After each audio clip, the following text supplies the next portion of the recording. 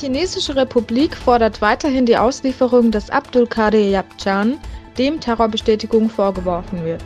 Bei der gestrigen Gerichtsverhandlung in der Türkei wurde der Verhandlungstermin auf den 3. Mai vertagt. Doch trotzdem ist das Urteil, wonach der Angeklagte seinen Wohnort nicht verlassen darf, noch immer gültig. Via Videoübertragung nahm der Angeklagte an der Verhandlung teil, die ebenfalls von zahlreichen Anwälten besucht wurde. Zeugen bestätigten, dass Yabcan weder an einer terroristischen Aktion teilgenommen oder eine ähnliche Aktion geleitet habe. Sollte Yabcan nach China ausgeliefert werden, droht ihm die Todesstrafe. Noch immer umgeht der chinesische Staat geschickt jeglicher Kritik wegen ihrer grausamen Assimilationspolitik in Osttürkestan. Nun wurden 17 Uiguren mit australischer Staatsbürgerschaft von chinesischen Beamten festgenommen.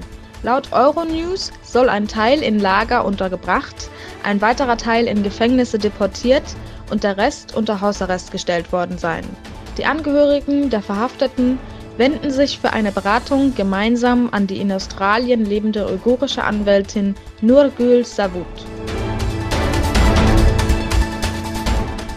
Eine Aktion unter dem Hashtag MeTooUigur, gestartet von ein paar Uiguren, fordert die chinesischen Verantwortlichen dazu auf, Videoaufnahmen der inhaftierten Uiguren anzufertigen.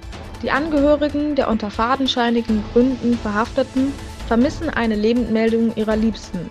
Deshalb nimmt die Aktion das von China gefertigte Video des Sängers Hayit als Anlass, dieselbe Art der Nachricht ihrer Angehörigen zu fordern.